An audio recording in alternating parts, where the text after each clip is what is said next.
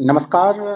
आप पत्रिका.com पर हम आज बात करेंगे न्यायपालिका में भ्रष्टाचार पर।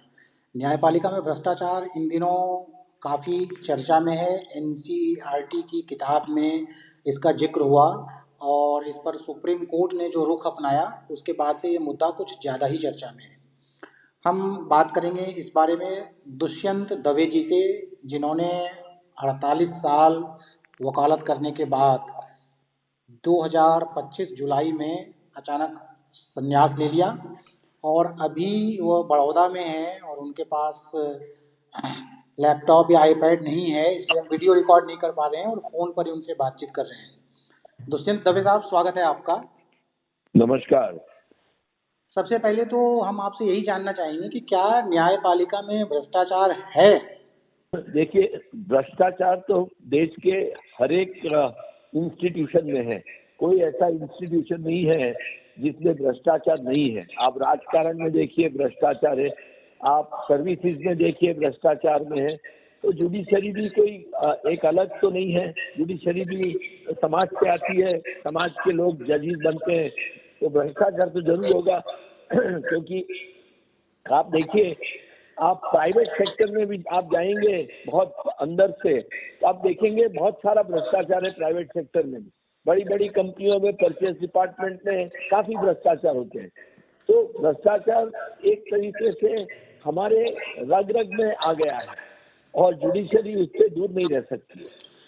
तो फिर अगर जुडिशरी में भ्रष्टाचार है तो इस पर जब चर्चा हो रही है या इसकी बात सामने आ रही है, तो फिर इस पर हंगामा इतना जो मच रहा है, जो सुप्रीम कोर्ट का जो ये रुख है, आपकी नज़र में ये कितना सही है? क्या जब हम बाकी सेक्शन में भ्रष्टाचार पर डिस्कशन कर सकते हैं, भ्रष्टाचार के रोज इतने सारे मुकदमे सुप्रीम कोर्ट में जाते हैं, तो अगर सुप्रीम कोर्ट में भ्रष्टाचार या न्यायपालिका में भ्रष्टाचार का जिक्र हुआ, तो जो रुख है सुप्रीम कोर्ट का वो क्या सही है?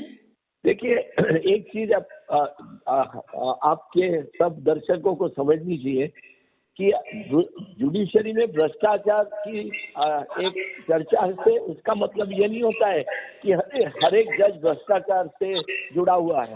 जुडिशरी में ज्यादा जजेस ऐसे हैं कि बहुत ईमानदार हैं और बहुत मेहनती हैं। थोड़े बहुत लोग हैं जो भ्रष्टाचार करते होंगे, करते हैं। कोई ठोस तो सबूत नहीं मिल सकता है, पर अब सिस्टम में आप देखिए, हर एक वकील बात करेगा, हर एक लिटिगेंट इसकी बात करेगा।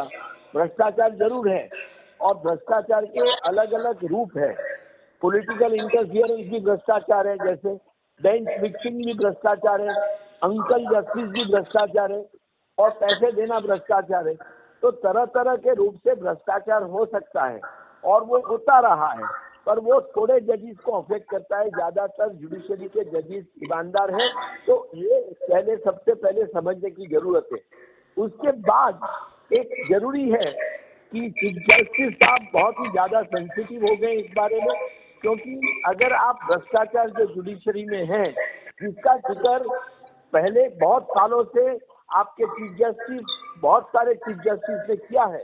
चीफ जस्टिस भरूचा ने तो सुप्रीम कोर्ट में लॉ डे फंक्शन में 2001 या 2002 में ओपनली बोला था कि भाई भ्रष्टाचार है और हमें इसका सामना करना चाहिए। तो ये बहुत ही मायने रखता है कि आप इसको एक्नॉलेज करिए, और जब एक्नॉलेज करेंगे तभी आप उसको लड़ सकते हैं। आज प्रॉब्लम क्या हो गया है हमारे समाज में, हमारे देश में, कि हम कोई खराब चीज की बात नहीं करना चाहते। हम हमारे कोई जो खराब लक्षण है उसको सामने नहीं लाना चाहते। हम सब अच्छी अच्छी बात करना चाहते हैं। तो जब तक ये खराब चीजों को हम बात नहीं करेंगे, पब्लिक में नहीं लाएंगे, तब तक उसका सामना नहीं कर पाएंगे। तो ये एक बहुत समझने की जरूरत है। और चीफ जस्टिस साहब मेरे ख्याल से गलत है कि एक एनसीईआरटी की किताब में बच्चों को समझाया गया कि भाई जुडिशरी का समाज में क्या रोल है, तो उसमें उन्होंने बोला कि जुडिशरी में स्ट्रक्चरल रिफॉर्म बदलने चाहिए और जुडिशरी में भ्रष्टाचार का सामना करना चाहिए। इसमें कोई गलत बात नहीं थी मेरे हिसाब से, उसमें कोई जुडिशरी को मलाइन करने की कॉन्स्पिरेसी नहीं थी।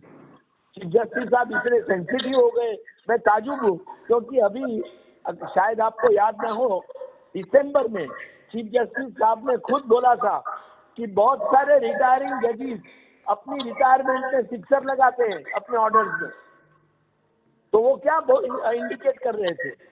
वो बता रहे थे कि गलत ऑर्डर पास कर रहे रिटायरमेंट के आने पर। तो अगर चीफ जस्टिस साहब खुद ये बोल सकते हैं तो फिर एनसीईआरटी की किताब के लिए क्यों उनको इतना सेंसिटिव हो जाना चाहिए? आपने 48 साल प्रैक्टिस की और सुप्रीम कोर्ट में भी आपने सालों प्रैक्टिस किया और आप एसोसिएशन बार एसोसिएशन के अध्यक्ष भी रहे। आपका निजी अनुभव क्या कहता है कि जुडिशरी में भ्रष्टाचार है तो किस रूप से है, किस तरह से है? आप कोई अपना निजी एक्सपीरियंस शेयर कर सकते हैं? देखिए, निजी एक्सपीरियंस तो मैं शेयर नहीं करूंगा, पर मैं जरूर बता सकता हूँ कि ऐसे बहुत सारे किस्से हुए जिसमें मैंने देखा कि या तो कोई सिलेक्ट बेंच के सामने केस रखा गया बड़े बड़े उद्योगपतियों के और बड़े बड़े पावरफुल पॉलिटिशियन और लोगों के, और उसमें जो जजमेंट या ऑर्डर आए वो बहुत बहुत ही चमत्कारिक थे। तो वो ऐसे नहीं थे जो आने चाहिए थे। तो अगर आप ये 2+2 रख दें तो पता चल जाएगा कि भाई ये गलत था जो हो रहा था। और बहुत बार मैंने इसका सामना भी किया है। मैं कोई उदाहरण नहीं दूंगा क्योंकि वो उचित नहीं है, पर बहुत बार मैंने उसका सामना किया और बहुत बार मैंने जजिस को ओपन कोर्ट में बोला कि ये जो हो रहा है वो ठीक नहीं है। मैंने चिट्ठियां भी लिखी चीफ जस्टिस को बहुत बार, पर उनका कोई जवाब नहीं आया। तो ये सब तो हकीकत है। आज देखिए, कोई भी आदमी जो वकालत प्रैक्टिस करता है, आप उनके एक सीक्रेट सर्वे करेंगे अगर, और वकीलों को पूरे हिंदुस्तान में पूछेंगे या लिटिगेंट्स को जो आज पक्षकार जो कोर्ट में आते हैं उनको पूछेंगे, तो आप शायद चौंकने वाले आपके आंकड़े आ जाएंगे आपके सामने कि कितने लोग मानते हैं कि भ्रष्टाचार है और कितना % है। तो ये सब तो देखिए, अनफॉर्चुनेटली जब तक हम इसका बाहर लाके ओपन में उसका डिस्कशन नहीं करेंगे, उसका सामना नहीं करेंगे। देखिए, आज चाइना में भ्रष्टाचार बहुत है, पर चाइना बहुत लोगों के सामने एक्शन लेता है। आज हमारे देश में सब उद्योगपति, सब छोटे बड़े बिजनेसमैन कंप्लेन कर रहे हैं कि किस तरह से उनको इनकम टैक्स और जीएसटी, कस्टम्स वगैरह अथॉरिटी, ईडी वगैरह अथॉरिटी से कितना हैरान गति हो रही है, और फिर वो हैरान गति में से कैसे बाहर आते हैं। बार बार मैं लोगों को मिलता हूँ, लोग बताते हैं। तो सरकार इसी के सामने एक्शन लेने के लिए तैयार ही नहीं है। अगर आप 100, 200, 500, 1000, 2000 अफसरों के सामने एक्शन लेंगे तो आप देश को सुधार सकते हैं।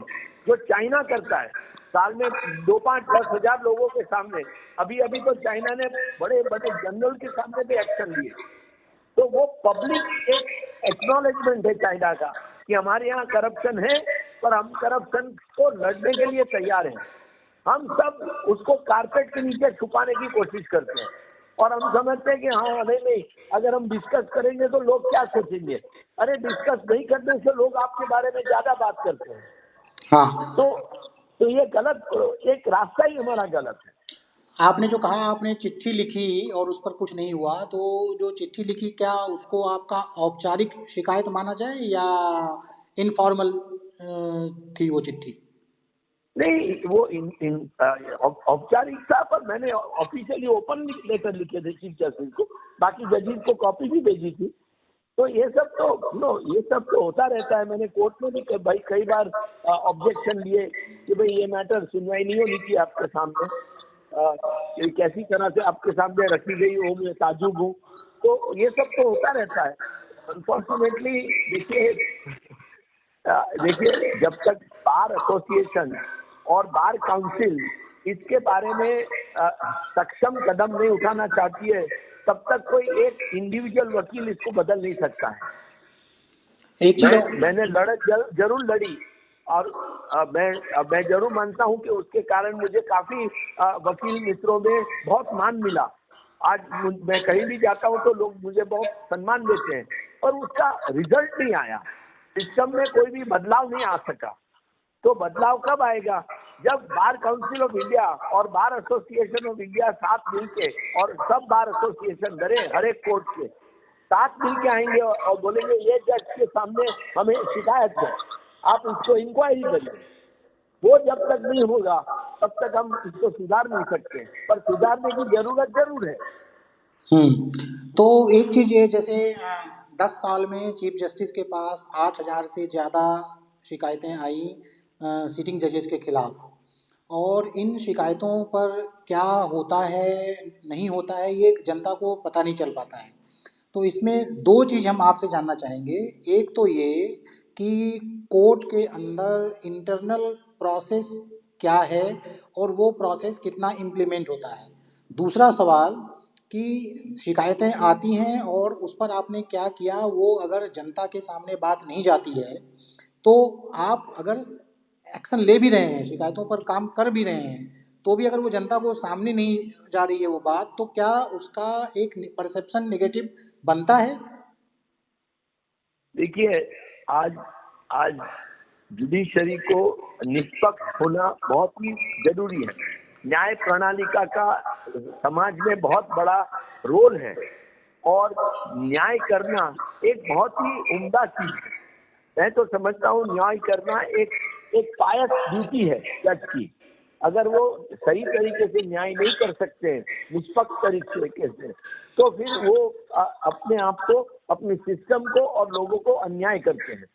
तो उसमें आप जो सबॉर्डिनेट जुडिशरी है, लोअर जुडिशरी, तो वो लोअर जुडिशरी के सामने कंप्लेन आती है मैजिस्ट्रेट के सामने या डिस्ट्रिक्ट जज के सामने, तो वो हाईकोर्ट इंक्वायरी करती है और उनको सुन के तब हाईकोर्ट उसमें डिसीजन लेती है। बहुत बार ऐसा हुआ है कि पूरे हिंदुस्तान में सैकड़ों जजेस को डिसकंटिन्यू कर दिया गया। तो कभी प्रोबेशन पर से नहीं किया, कभी वो प्रमोशन नहीं दिया गया, कभी उनको रिमूव किया गया। ये सब फिगर्स कभी तो एक साथ रख के बाहर नहीं आती है। तो अगर इसके साथ में लेकर आप चले पूरी कंपाइल करके, तो सैकड़ों केसेस ऐसे हैं कि हिंदुस्तान में जजेस के सामने एक्शन लिए गए हैं। दैट इटसेल्फ शोज कि भाई भ्रष्टाचार है, और ये सिस्टम बहुत ही फुल प्रूफ नहीं है, क्योंकि जजेस भी जो होते हैं हाईकोर्ट के इंक्वायरी करते हैं, वो लोग भी ह्यूमन होते हैं। बहुत सारे कंसीडरेशन उनके ऊपर वे करते हैं। कभी वो जज को वो जानते हैं इसलिए एक्शन नहीं लेते हैं, कभी उनको लगता है लोगों ने गलत कंप्लेंट की है, बट सिस्टम इज देयर, पर उसका इम्प्लीमेंटेशन सही तरीके से नहीं हो रहा है, और जितना होना चाहिए उतना नहीं हो रहा है। और सो फार एज हाई कोर्ट जजेस आर कंसर्न या सुप्रीम कोर्ट जजेस आर कंसर्न, उनके सामने तो आप कंप्लेंट कोई किसी को या तो करना है तो आप राष्ट्रपति को कर सकते हैं। तो वो कंप्लेंट पार्लियामेंट में अगर मेंबर उसको इम्पीचमेंट मोशन ना लाए, तब तक उसकी कोई इंक्वायरी नहीं हो सकती है। तो ऐसे सैकड़ों जजेस हैं जिनके सामने क्वेश्चन मार्क्स थे, हाई कोर्ट जजेस और सुप्रीम कोर्ट जजेस, पर कभी कुछ हुआ नहीं। लोगों को वो आए और अपना जो काम करना था करके चले गए, न्याय दिया या अन्याय किया, और उसमें कोई लोगों को फर्क नहीं पड़ा। जिनको ऑर्डर लेना था वो लेकर चले गए खुश होकर। तो उसमें कुछ होता नहीं है, कोई सिस्टम ही नहीं है उनके सामने एक्शन लेने की।